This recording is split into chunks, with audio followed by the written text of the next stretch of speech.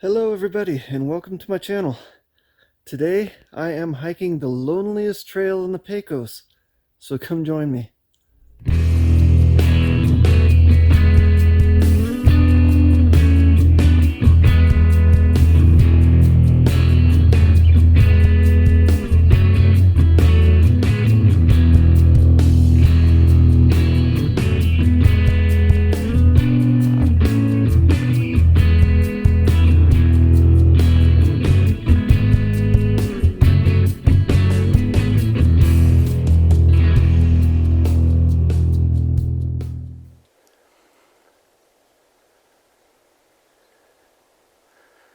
Alright, so for a little background on this hike today, this is the road down to the trailhead, and it's actually where those trees are growing right there. And then this was cleared actually by me a few years ago. Let's check out the trailhead here. Welcome to the Rio Molina trailhead. This is it. If you did not know it was here, trust me, you would not be able to find it. Let's take a closer look at the sign. Rio Trail number 157, and the Rio Medio is 1 mile. It's kind of hard to read, but that's what it says. And if you see that pine tree down there, that's the first blaze of the trail. Let's check it out. Alright, I've gone down the hill a little ways on what looks like an old road that kind of ends here at this intermittent stream crossing that just kind of goes down through the pines, and that's the trail there. Here's a good sign that this trail's pretty remote. I've been hiking probably about a quarter mile and I've already found some bear scat. I haven't seen a lot of bears in the Pecos Wilderness in recent years, so this is a good sign that we're in an area where nobody else goes. There are some pretty cool rock outcrops amongst the pine trees and gamble oak here. It's been a pretty cool trail so far, and here's where it goes. Now I'm getting a view of the ridge that goes across the Rio Medio, and that's where the trail is going to be heading, is straight up that ridge. And I think that mountain behind there is Sierra Mosca, and that's where this trail ends up. If you can see that little sliver of a mountain behind the ridge. Here's the wilderness boundary sign. I believe it was still standing last time I was here.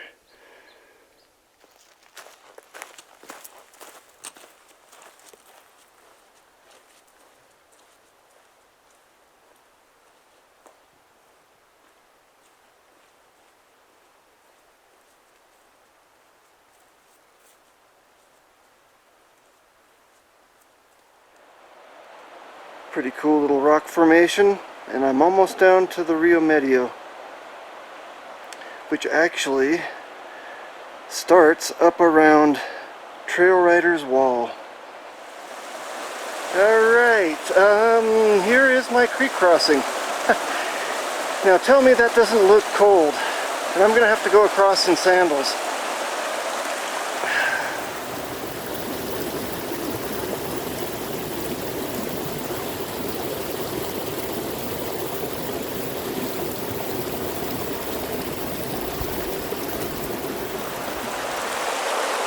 Alrighty folks, wish me luck. Here I go. I see a footprint. Somebody else was here. Unbelievable. I thought I was the only one that had been here for weeks.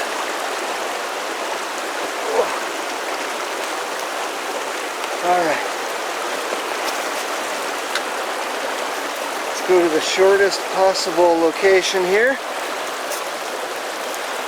And there's the trail on the other side. So I think I need to go right here. I can kind of see where somebody else stepped. Here I go. This is going to be some cold water. And this stream crossing can actually run pretty deep after a monsoon rain or something. It's not as bad as I thought it would be. Still cold though. Oh my lord. Yeah, my legs are numb now. Oh. And that's it. I'm done. Oh my lord, I can't wait to get into my other boots.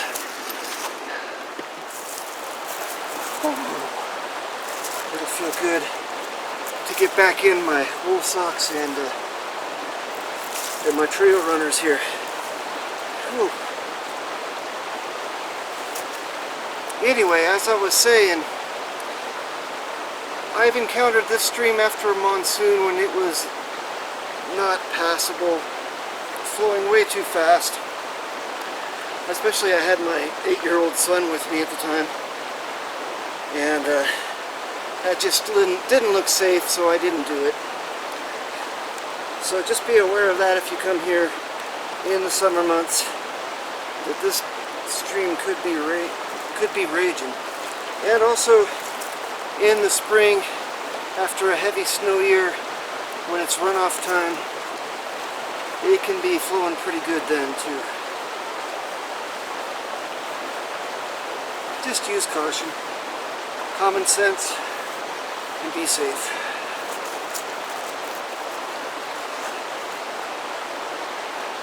Oh, my foot's stuck. There we go. Oh, that feels good. That was probably the coldest water I've ever felt. But you know, that was pretty fun. Something different. A little adventure. And that's what this channel is all about. Natural beauty and adventure. That's what I'm all about. That's what I live for.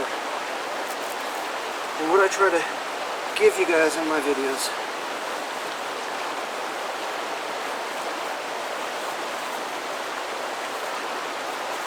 Alright, now we have the steepest slope of the trip to climb up. Let's get a move on. So the stream crossing was just down there, and I just came up these switchbacks here, and I do see some tracks in the snow. So I think there is one person that's been here, maybe two, a group of two. Pretty interesting. It snowed maybe a week and a half ago, something like that. Maybe a little longer. Alright, that's definitely not a track of another hiker. To me, that looks like a cat track, as in mountain lion. It's melted down a little too much to tell for sure. Could be a bobcat that's melted down, or a coyote that's melted down.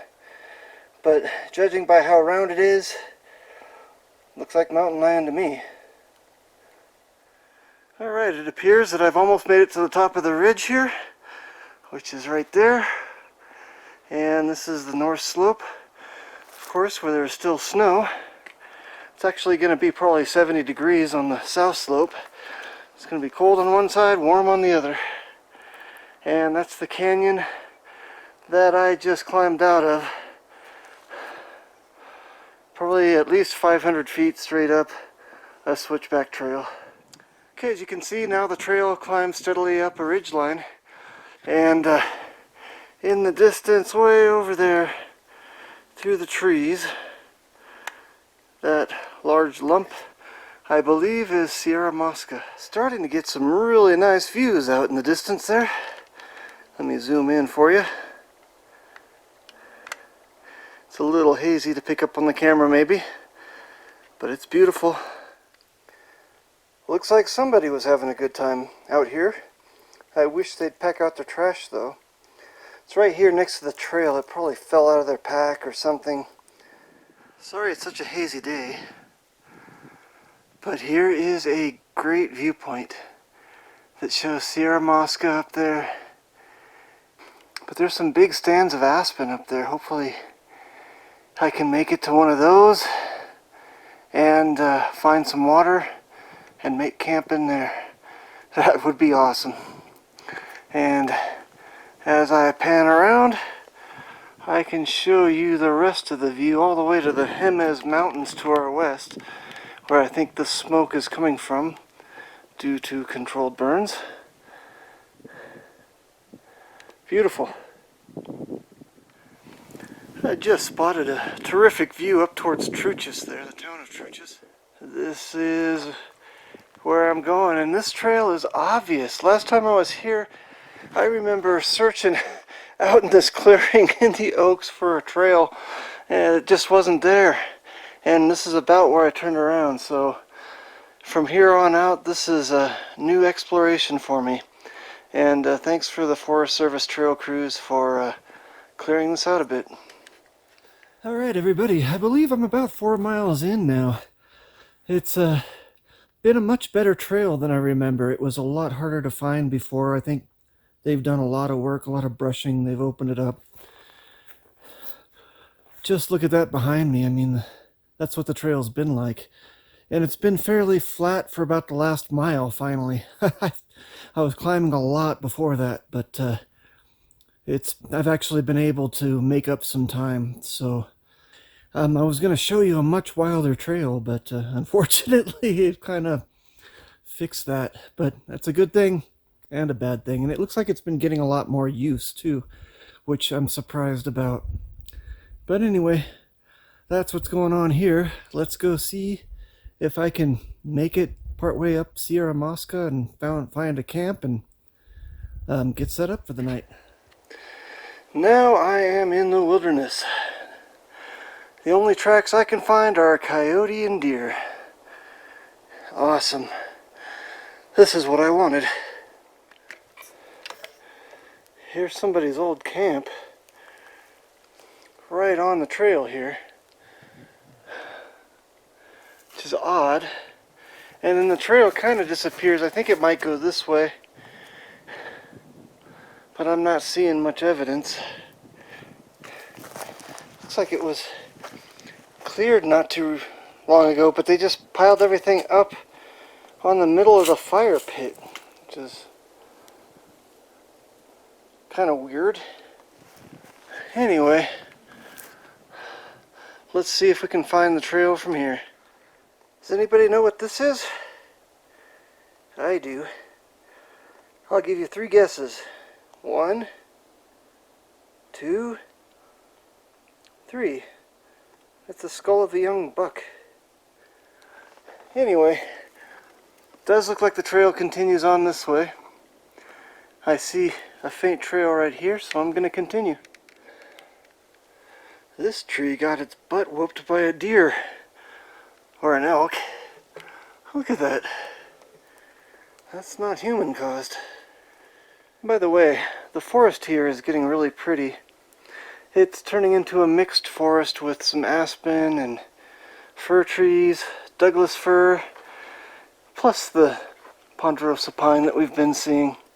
Alright. It's been miles now since I've seen the last person track on the trail. So I think I found the solitude I was looking for.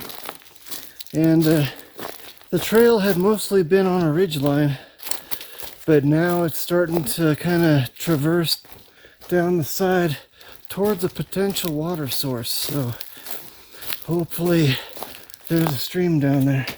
Oh, in fact, it's going down a little bit here. That's good. Nice. Hope I don't slip on the snow. Yeah, this is a fun time. This is really pretty up here. Oh, geez, this is slippery. Hang on. Oh, it's one thing about trail runners and not boots. Oh. Well, I didn't fall and hurt myself. That's a good thing. Oh, it's starting to go down lower. Keep your fingers crossed. Hey, look at this. I hear running water down there, and it's kind of a flat area near a creek. See if I can find a camp spot. Exactly what I was looking for, running water. Now I just need to find a place to set up a camp. And looks like the trail's going across there. All right, it's almost 3 o'clock and the temperature has dropped to almost 30 degrees. Pretty cold considering the other side of the hill was like 70 degrees. I can't even talk now, I'm getting cold. I've got camp set up now, and I thought since I've got a little extra time, I'll just give you the grand tour here. The first area here is my cooking area, which is behind me there. And see, that's where I'm going to have my fire, and that's my cook pot. And I'm just going to use that log as a seat. And then I am not going to be comfortable this evening, probably. That's my tarp set up there, and I've got my 0-degree bag. I'm going to be warm enough, I'm sure. I don't think it's going to get down below 20. I couldn't find a good flat spot, even in this clearing, to set up. It's kind of lumpy out here, so that was the best I could do and still have cover. And plus some of the other areas, the ground was frozen. I couldn't get stakes in. It was like permafrost already from the cold snap we had before, that it did get down to single digits and probably 0 up here. Over this way, if you'll come with me, is where I hung my bear bag, and it's, I don't know, about 30 yards from camp. And I forgot to bring a bear bag, actually. I don't have anything to hang my food in. So what I think I'm going to do is just hook up the carabiner to the handle of my pot and use my pot as the bear bag. But anyway, see, there's my tent way back there, and this is my rope and everything here, and I'll just hang it on this carabiner. That is my camp setup. You know, the food storage area 1, the cooking area 2 over there, and the sleep area 3. All right, after sitting down for a little bit and thinking, clearing my mind a little bit, I decided to have some tea. It'll warm me up, keep me going, and boost my spirits. So let's get the fire started. I didn't bring a stove today, so I'm gonna have to use a fire to cook all my water for my ramen dinner and for tea. And it looks like things are already starting to go. That's good. This stuff's wet down here. I mean, this ground is... the snow probably just melted here today. Alright. It's almost going well enough to add the next layer of wood. So let me grab that.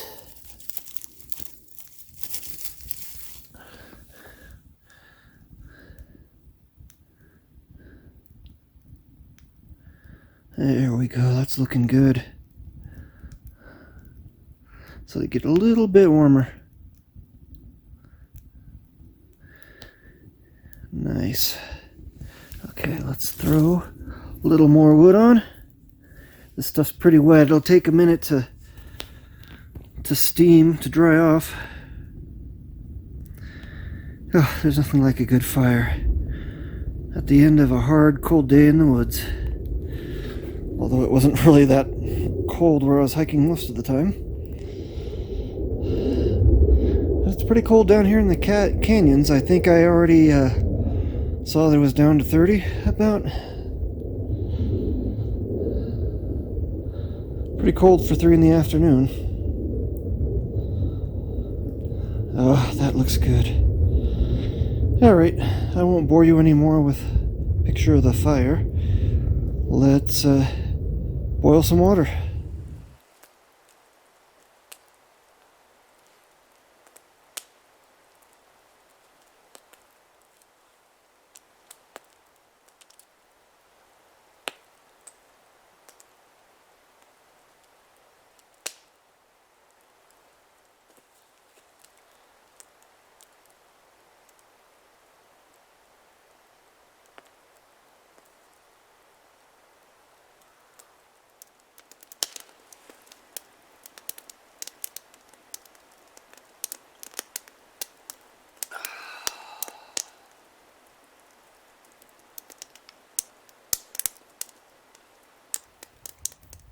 Hey everybody. So for today's hike, I wanted solitude. So some tricks I use to get that solitude is, number one, I find a trail that not many people know about. This trail is even hidden from the road. So that's the first trick that I used. The second trick is, today's a Tuesday. Tuesdays are typically about the least used days, I find. Um, Number three, the forecast is for rain tomorrow, so not many people are going to be out and about tomorrow due to the weather. So, and I don't mind the weather that much. So anyway, those are just some tricks that you can use to find solitude.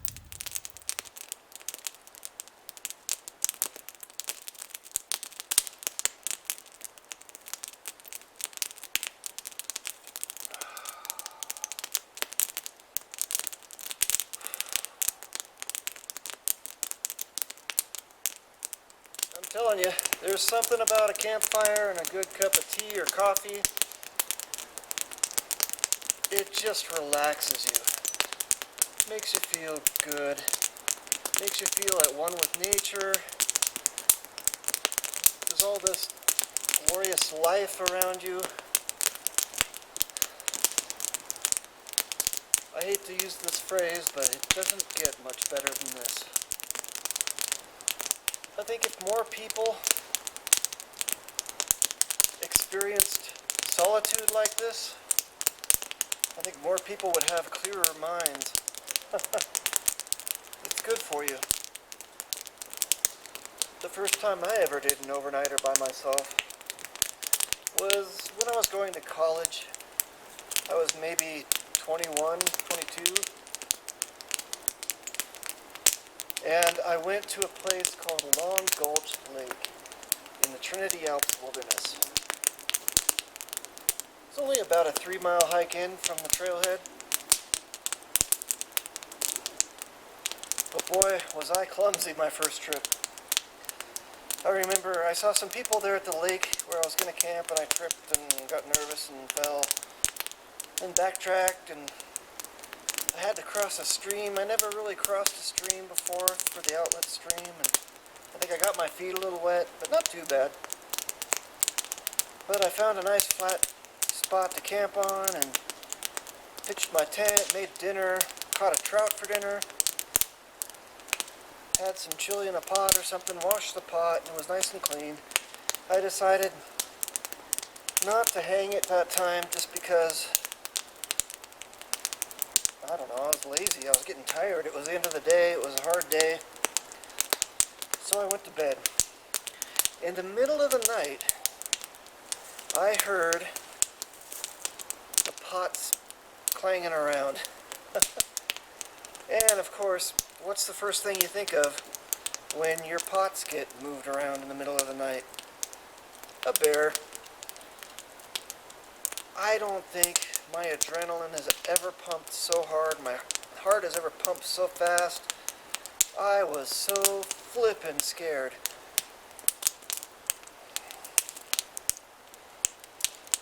But I just kind of shrunk back in my tent. After I stopped hearing the noise, I heard pump, pump, pump. I heard some heavy footsteps. And that scared me too. I don't know how long I was scared. It could have been a half an hour, it could have been an hour, who knows. But finally, the noises went away, and I went back to sleep eventually. I don't know how, but I did. Then in the morning when I got up and investigated camp, I checked out my pots, and they'd been knocked over.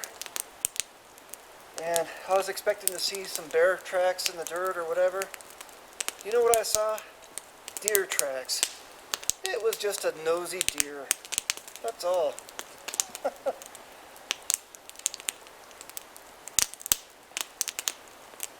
So I don't know if I've ever told you guys this story before, but that's the story of my first solo backpacking trip. Okay, so I made a big pot of ramen noodles with beef jerky. My hand's shaking, hang on. It's not working with my left hand. So I made a big pot of noodles with big beef jerky. I can just kind of slowly eat on this for the rest of the night. And then I'll probably go to bed around 9 or 10. Alright everybody, the light's really starting to fade out here. I've still got more to do, but I didn't bring a light so I could show you. So from now, I'll just have to say good night. I hope you're enjoying the show so far, and I'll see you in the morning. Have a good one.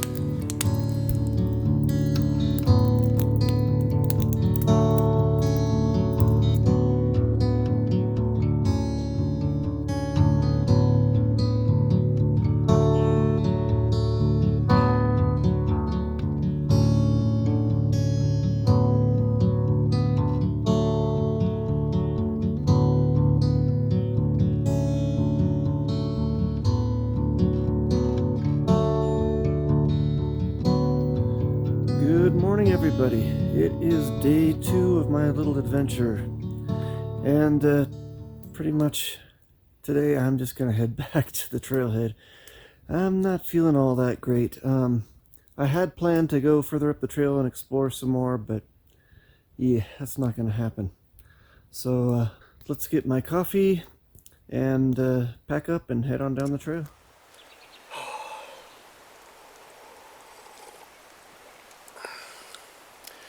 Whew, good coffee.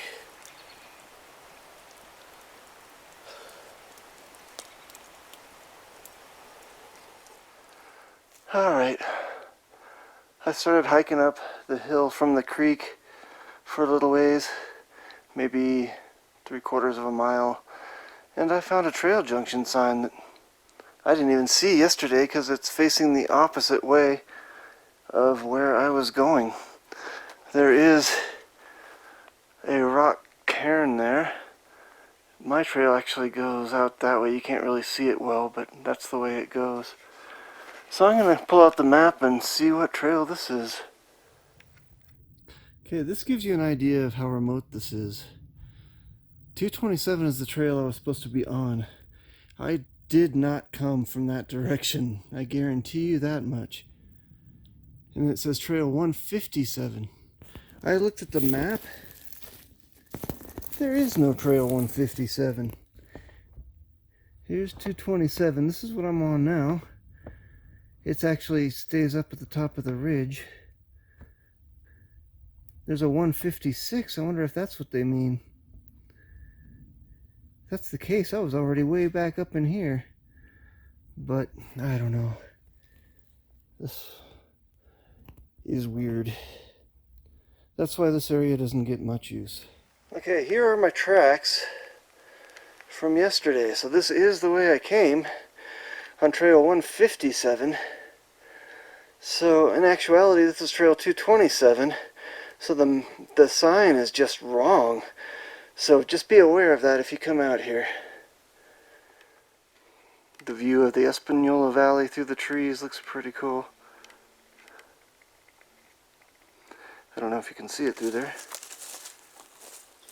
Remember this bottle I found earlier? Packing it out.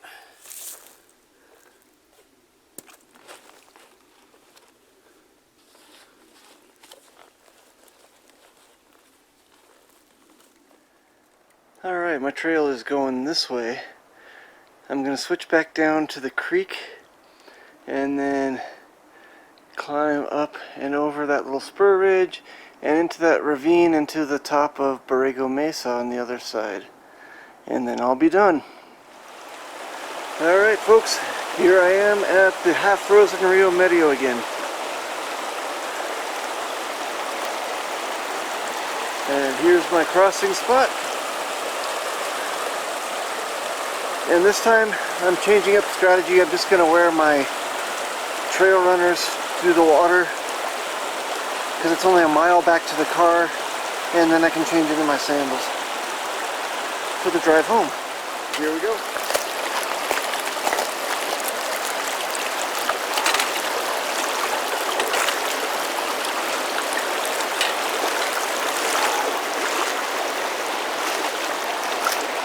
Whew.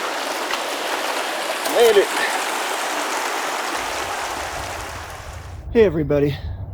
I never really finished up the video the other day. I was not feeling well, and there was only about a mile to go from the stream crossing. But yeah, it started to snow a little bit on my way up the hill, and then I had to drive home, and I was just exhausted. And when my wife got home and took my temperature, I had a 101.5 temperature, so I was just not feeling well at all. But anyway, this has been another episode of Star Mountain Outdoors and Bushcraft. I hope you enjoyed it. Please like, share, comment, and subscribe, and I'll see you next time.